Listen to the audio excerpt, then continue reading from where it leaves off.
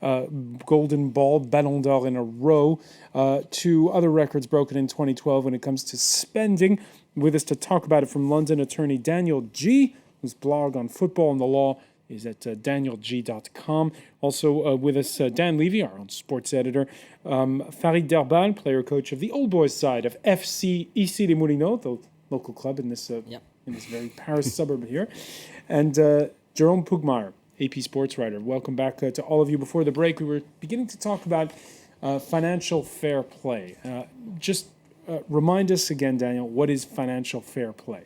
It's basically an initiative from UEFA, which is put in place, which says that clubs can only suffer certain losses when you take into account the difference between their revenues and their spending. Now, there are various sort of complicated things that they can spend on, which isn't taken into account and things like that. But essentially, it's that they can't spend more than they earn. But for the first few years, they are allowed to have losses, and they are limited to certain amounts. The first period will be 45 million euros. So they could actually lose 45 million euros and still be allowed to play in UEFA competitions or not be sanctioned even. And that's essentially it. And it will be reduced over a period of time until such point. And this goes into effect starting next season. That's right, yeah. Now, will it level the playing field? That's the idea, says the boss of Europe's governing body in an interview he granted last year. Financial experts are going to look at the accounts of all the clubs. I'd like to remind you, since the whole press is here, that we have a 1.2 billion euro loss in football for 2009. I think we have to do something. If you, the TV channels, had 200 billion euros in losses, you wouldn't be here. You would all be out of a job and bankrupt. So we have to do something. Things can't remain the same. So, will Michel Platini's idea pan out? Well, it's hard to tell, but big spenders insist they're going to meet Platini's guidelines. Manchester City claims that it's invested in infrastructure, most notably its football academy, and points to soaring revenues in excess of £200 million. The Blues, sponsored by Abu Dhabi's national airline, while Paris Saint-Germain's new benefactor says it's gotten a €200 million a year sponsorship from, get this, the Qatar Tourism Authority. It says that the Qatar Tourism Authority's reported remit is to promote Qatar as a unique destination on the global platform. Jérôme Pugmire, would you go vacation in Qatar? I probably would, actually, yeah. But is this just a disguised way? I guess it's a facetious way of me saying, and no disrespect to viewers in Qatar, but is this just a facetious way to basically get around those financial fair play rules? Well, I mean, if you look at it that way, obviously, you look at who the revenue is being generated by, and it's from the Qatar Tourism Authority, and that is directly linked to the club, so it's linked to Qatar. I mean, that's the way. I mean, they're planning to invest between 150 and 200 million a year on players, and the revenue that's going to come in from the Tourism Authority is about that figure. So they're hoping that they'll then generate profit other ways. But I mean, I should point out, just for context, that PSG's revenue is about 100 million euros. Right. So this is an astonishing amount of money for them to get every year. It has massively increased their spending. 200 a year until 2016. They're about 100 million, and they'll be adding 150 to 200 million. So it's almost trebling their revenue. But that money that they're going to get from the Tourism Authority is basically going to cancel out the money they're going to spend on transfers. Because that's the planned budget is 150 to 200 million every year on players for the next 5 years, I think. Daniel G., does this basically mean that financial fair play is a joke? Well, my view is that UEFA's plan is very, in effect, noble and is trying to address the main underlying consequences, or rather causes, of what Mr. Platini said was a 1.2 billion debt issue. The idea generally is to improve club self-sustainability, live within their means, create greater rationality in how they spend money on transfers and wages. Now, the debate that you guys have been having is actually over quite a specific, narrow point to do with what would be called the related party transaction regulation part of the FFP rules. Now, regardless of whether it's drafted narrowly or broadly, and we can go into this in more detail if necessary, they've been drafted in that way to allow potentially situations where large sponsorship deals can take place between parties who may appear to be connected. And if they are connected under the regulations, then UEFA, through its club financial control panel body, can investigate, work out a fair value for that sponsorship transaction, and then amend the figures accordingly for FFP compliance purposes. And will they do it? Certainly. So, but I think more of the You think they will? You think they will investigate, and they will, like for instance, tell there are clubs that are notorious at running deficits, like Real Madrid and Barcelona. Do you think they'll go and they'll say, no, you guys, you can't take part in next year's Champions League because you're in a disguised manner running a deficit? Look, I think you can see only 1 month ago, less than a month ago, the club financial control body told Malaga that because of its overdue payables, it was not competing in next year's Champions League or Europa League, whichever competition they qualify into. So if you're asking me, do UEFA have the guts and the teeth effectively to enforce their own regulations, I will say certainly yes. Whether there is the ability for clubs to look for issues within the rules that they can benefit from, I'm positive that's the case too. But the rules have been drafted in a way to the best ability of UEFA and taking into account the consultations of the clubs. So everyone has to win in terms of the regulations, and only really when those decisions are taken and Court of Arbitration of Sport decisions are published, we will probably get a better idea of where the sanctions will apply. I think Malaga had been warned also.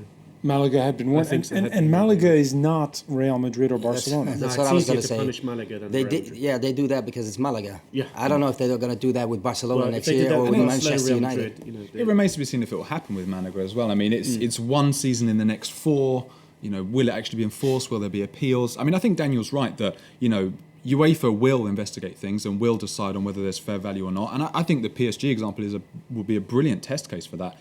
Deciding whether there is fair value in that or not. People are saying that this is stretching credulity, I think was the quote I saw today, to offer that kind of money. And, we'll see how that pans out, and we'll see how it pans out with Malaga. But I think there is definitely goodwill on both sides in terms of the clubs are trying to get themselves in line, but also, obviously, as Daniel said, are trying to find the most skillful ways around it. But I think there's also UEFA are trying to do something. But how will it actually work out? How will it come out on the wash? I think that remains to be seen. The potential problem with that is, you imagine, like in 2016, that UEFA punish, as they pledged to do, Real Madrid and Barcelona and kick them out of the Champions League. Who's going to watch it? Exactly. They're and the clubs know that. Yeah, they'd be, So it comes down to the question of who's more powerful, the clubs or Europe's football governing body? Well, why would football's governing body, for want of a better word, want to slaughter its own cash cow? I just can't see it happening, really. Daniel G?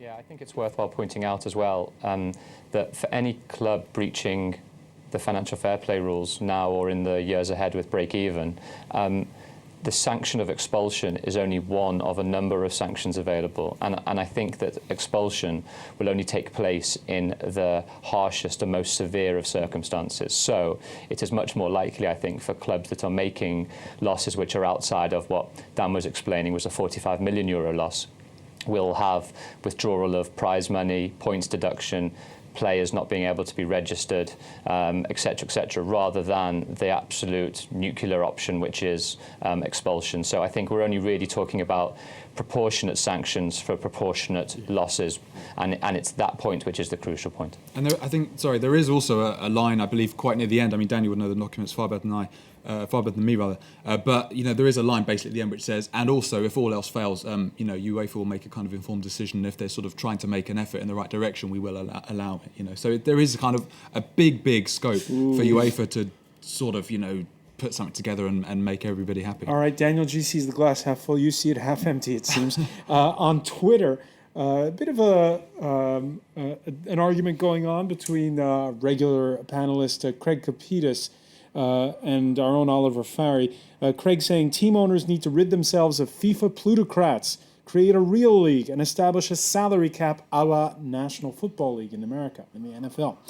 Oliver Farry says if you break away from FIFA, you break away from football. Elite clubs no more enlightened than FIFA either. And regularly we hear this threat of a closed league system like they have in North America, but it never seems to pan out, does it? I just think it just doesn't tie in with football really. You can't have closed leagues in football. I mean, part of the charm of football is promotion, relegation. But there's even like an organization. What is it called? The G something or the G14? Yeah, something like that. Yeah. Well, and the threat of a breakaway league, also breakaway European league, has existed for a long time, but it's never materialised. I just don't think it will. I think that the part of the mystique and charm of football is that the structures they have now, you know, with promotion, relegation, you can't have closed leagues, and I don't think you should have breakaway leagues. But that threat might remain, a strong bargaining tool for the clubs, right? Yeah. With regard to UEFA and the other governing bodies. Daniel G, do you agree?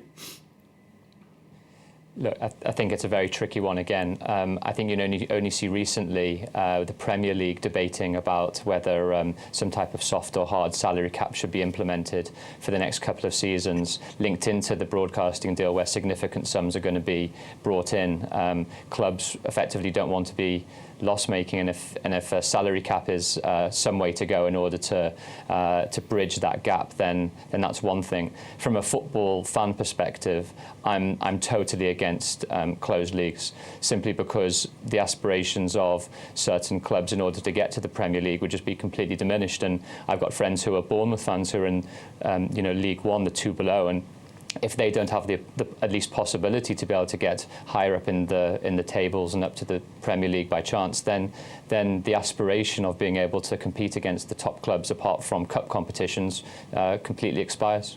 All right. So there's the issue of how the clubs are handling all of this.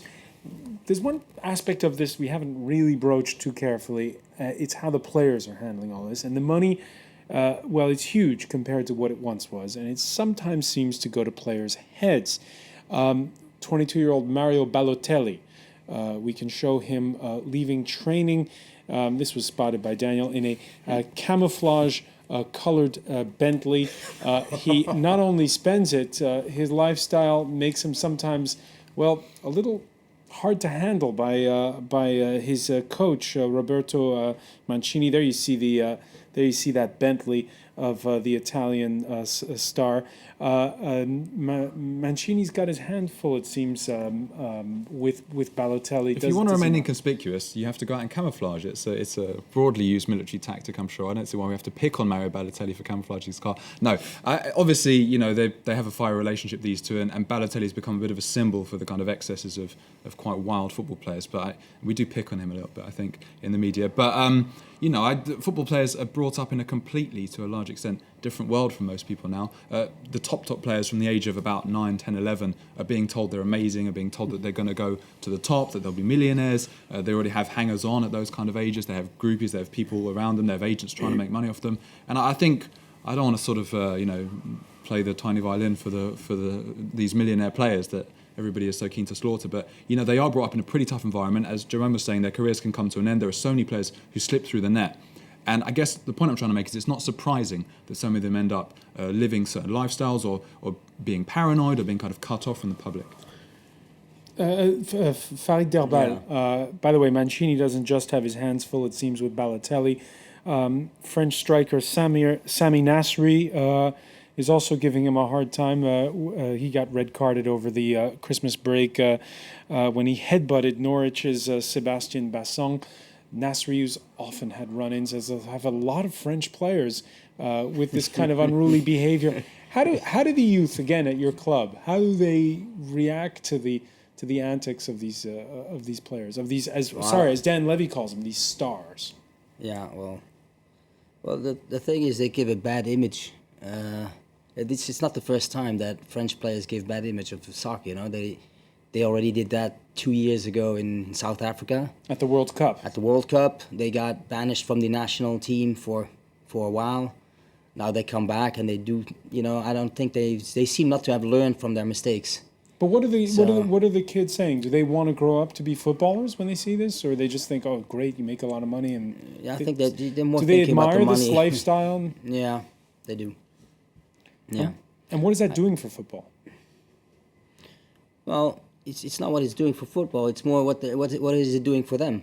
I mean, kids that are 13, 14 years old, they're planning that they're doing, making plans to become great soccer players, and at the end, like they said, only a few go to the top. not most of them don't. You know, they don't go to school anymore. They don't go to university. They don't. I mean, they're focused on playing soccer. And the thing is, you know, that only 1 out of 100 or 200 or 300 players gets to that stage. You know, and that's the thing. That's the problem. What you said about Balotelli and Nasri, the problem that football players have is that they're seen as role models, whereas they earn the same amount of money, for example, as a film star does, but no one expects a film star to be a role model. So, you know, if a film star does something to excess, he's almost revered, whereas a football player will be lambasted for, you know, whatever he does, the slightest faux pas, and he'll be slaughtered in the press, because their job also is to be a role model for young players. And if they step out of line, then that does has a reciprocal effect on young players. Daniel G, does it in any way kill the soul of the sport when the role models are doing these kinds of things? I think let's put this in perspective as well. You guys, the press, myself as a lawyer representing clubs and players, we wouldn't have anything to talk about if Balotelli isn't grappling with Mancini and other incidents, and Mr. Suarez isn't handballing the ball in against a non-league team at the weekend. So everyone wants angels. I think actually everyone wants sinners. We want discussion points. We want talking points. We want things to discuss with my colleagues, for example, on Monday morning about what happened the weekend before. I think it's, as Dan said, I think an unfair comparison sometimes to make that footballers are role models. I think you have to judge everyone by similar standards. The problem is, I think, and I hope I don't speak out of turn, is that I, like many other football fans, are probably a little jealous of getting paid 200 grand a week and performing on a world stage, doing something that I would do for free. And I think if that's the case, then there is bound to be sometimes some resentment, which then manifests in a whole different set of reactions. All right, a final word from Daniel Levy. I was just going to say, so many of the players, I mean, as Freddie was saying, so few players make it to the top. So many players are kind of chewed up and spat out the other side of the football system.